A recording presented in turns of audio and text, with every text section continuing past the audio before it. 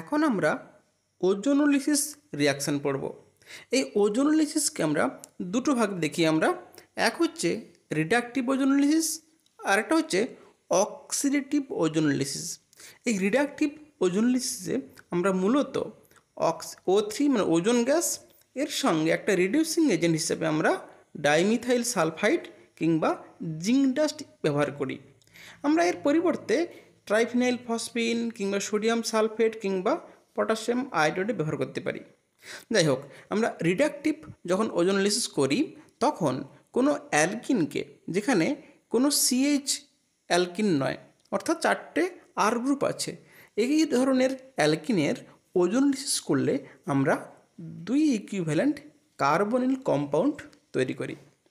যদি এই অ্যালকিনের ডাবল বন্ডের সঙ্গে যদি কোনো হাইড্রোজেন থাকে তখন কিন্তু রিডাকটিভ ওজোনোলিসিস করলে আমরা করসপন্ডিং অ্যালডিহাইড আইসোলেট করতে পারি। যখন আমরা অক্সিডেটিভ ওজোনোলিসিস করি তখন O3 এর সাথে সাথে একটা অক্সিডাইজিং এজেন্ট ইউজ করা হয়, মূলত H2O2 হাইড্রোজেন পারঅক্সাইড। এর পরিবর্তে আমরা কিন্তু এখানে O3 সঙ্গে ক্রোমিয়াম ট্রাইঅক্সাইড কিংবা পটাশিয়াম পারম্যাঙ্গানেটও ব্যবহার করতে পারি। যখন আমরা সিম্পল অ্যালকিন, যেখানে কোনো সিএইচ প্রোটন নেই, যদি এর অক্সিডেটিভ ওজোনোলিসিস করি তখন আমরা সিম্পল আগের মতোই 2টো কার্বনিল পাচ্ছি। কিন্তু যদি অ্যালকিনের সিএইচ প্রোটন থাকে তখন এই অক্সিডেটিভ ওজোনোলিসিস করলে প্রথমে আগের মতো অ্যালডিহাইড তৈরি হয়, কিন্তু সেই অ্যালডিহাইড আবার অক্সিডেশন হয়ে গিয়ে কি হয় না করসপন্ডিং কার্বক্সিলিক অ্যাসিডে কনভার্ট হয়ে যায়। তাহলে এটাই হচ্ছে আমার ডিফারেন্স।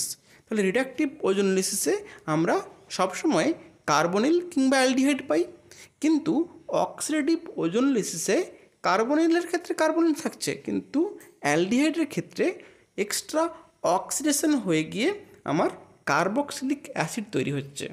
এবার আমরা এর একটু মেকানিজম দেখে নেব।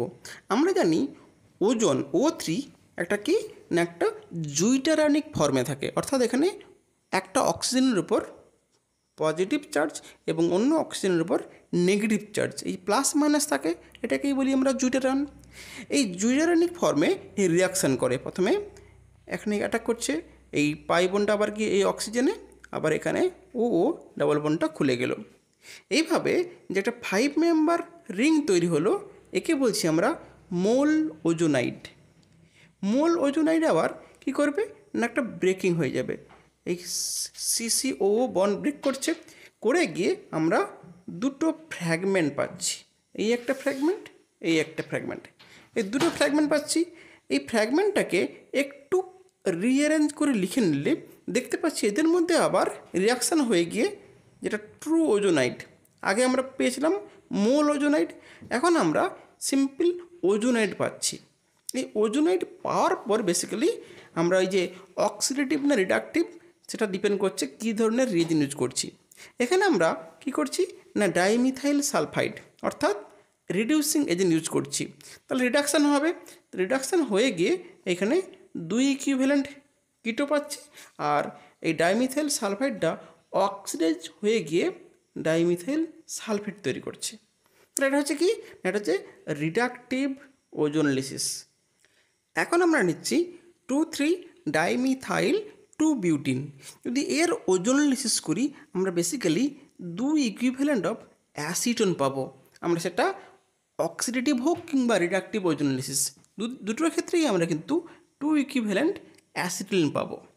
কিন্তু যদি আমরা এই সাইক্লোহেক্সিন কম্পাউন্ডের ওজোনোলিসিস করি, যেখানে একদিকে মিথাইল আছে অন্যদিকে সিম্পল হাইড্রোজেন আছে, যদি আমরা রিডাকটিভ ওজোনোলিসিস করি তাহলে এই মিথাইলের দিকে দেখো আমরা কি পাচ্ছি, কার্বনিল পাচ্ছি, মানে কিটো পাচ্ছি, আর এই যেদিকে হাইড্রোজেন ছিল সেদিকে পাচ্ছি আমরা অ্যালডিহাইড, অর্থাৎ এই CC ডাবল বন্ডটা ভেঙে গিয়ে একদিকে কার্বনিল একদিকে অ্যালডিহাইড হয়ে গেছে। কিন্তু যদি আমরা অক্সিডেটিভ ওজোনোলিসিস করি তখন কার্বনিলটা কার্বনিলই থাকছে, কিন্তু অ্যালডিহাইডটা অক্সিডাইজ হয়ে গিয়ে এই কার্বক্সিলিক অ্যাসিডে কনভার্ট হয়ে গেছে।